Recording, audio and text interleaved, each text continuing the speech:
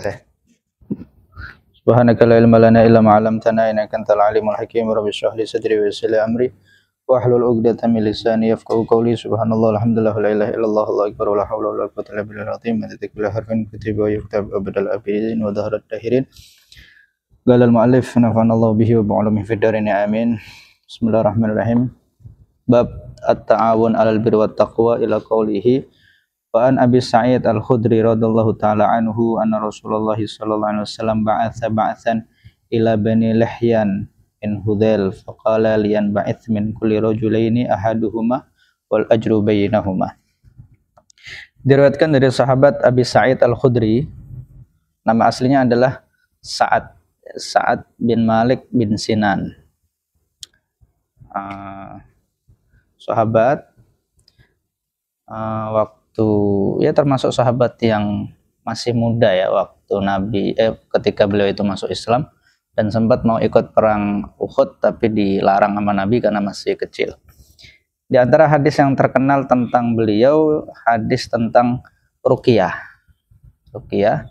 dan ini menjadi dalil ruqyah itu boleh dalam Islam ketika beliau diminta untuk mengobati salah satu anak dari ya sebuah kabilah yang disengat hewan, kemudian dia membacakan Al-Fatihah di situ dan meminta untuk istilahnya tebusan untuk ruqyahnya itu dengan kambing. Ini diantara sebenarnya dalil bahwa hal yang baru itu boleh gitu ya, bukan termasuk bid'ah, meskipun ya kita lihat memang nggak pernah Nabi ajarin, tapi akhirnya nanti diikrar sama Nabi, diperbolehkan. Berita itu sampai kepada Nabi dan Nabi mengatakan inna ahaqqama akhadtum alaihi ajran kitabullah. Jadi yang paling berhak untuk mendapatkan balasan jasa itu adalah Al-Quran tadi. Jadi Abu Sa'id membacakan Al-Fatihah dan dia benar-benar sembuh dengan Al-Fatihah tadi, bacaan Al-Fatihah, kemudian ditebus dengan kambing dan dibenarkan oleh Nabi dan mengatakan memang Quran itu paling pantas untuk dibalas dengan jasa tadi. Beliau punya saudara seibu namanya Qatadah. Nah, Qatadah itu pemanah yang handal, dan di antara riwayatnya pernah matanya itu lepas ya, Qatadah itu. Tapi habis itu datang ke Nabi minta doa, ditempelin lagi, akhirnya kembali seperti semula. Tapi Qatadah ini beda sama Qatadah yang lain ya. Jadi ada dua Qatadah sahabi sama Qatadah tabi'in. Ya. Kalau yang saudaranya Abu Sa'id ini Qatadah bin Nu'man. Kalau Qatadah tabi'in itu bin Da'amah, Qatadah bin Da'amah. Beliau meriwayatkan pernah Rasulullah itu mengutus utusan ke Bani Lihyan. Maksudnya mengutus pasukan di sini. Jadi peperangan yang nggak dihadiri oleh Nabi itu namanya Sariyah. Kalau Nabi ikut itu namanya Ghazwah. Kalau jumlahnya ya ada beberapa versi riwayat. Nabi ikut perang Ghazwah itu jumlahnya 27.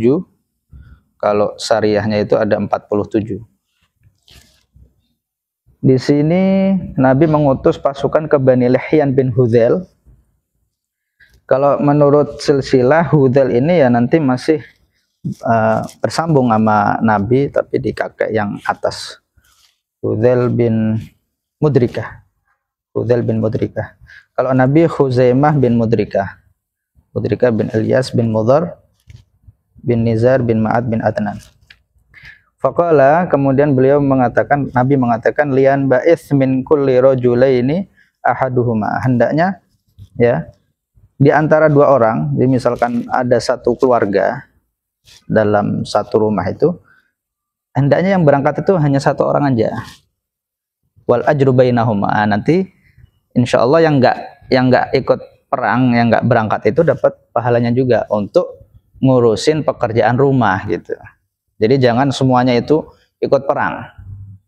Dan ini mendapat teguran langsung dari Al-Quran juga. Katakan, wa ma kana al-mu'minuna liyanfiru kafah falaula nafara min kulli firqatin ta'ifatun liyatafaqahu fid-din wa liyunziru qaumakum idza raja'u ilaihim la'allahum yahdharun. Jadi hendaknya orang mukmin itu jangan keluar semuanya kalau perang, gitu.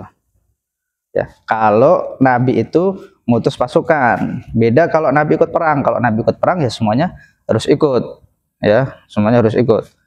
Ya, makanya yang perang Tabuk itu kan ada 3 orang yang nggak ikut, ya, perang, akhirnya dilarang untuk diajak komunikasi. Jadi kalau syariah yang Nabi nggak ikut, jangan semuanya ikut. Nah, coba nanti ada sebagian yang di rumah gitu, yang ada di tempatnya untuk belajar agama. Tujuannya apa? Ya ketika orang perang, otomatis kan dia nggak dapat pelajaran ketika sama seperti orang yang nggak ikut perang gitu. Nah, jadi nanti biar ada saling mengisi. Yang nggak ikut perang itu nanti belajar agama, ya, sehingga ketika mereka yang ikut perang dan kembali itu bisa ngasih faedah pelajaran apa yang didapatkan pada saat dia nggak ikut perang. Jadi jangan semuanya ikut perang. Nah, di sini juga dikatakan dalam hadis, kalau misalkan dalam suatu anggota, ya, rumah tangga gitu, semuanya ahli perang, bisa untuk perang.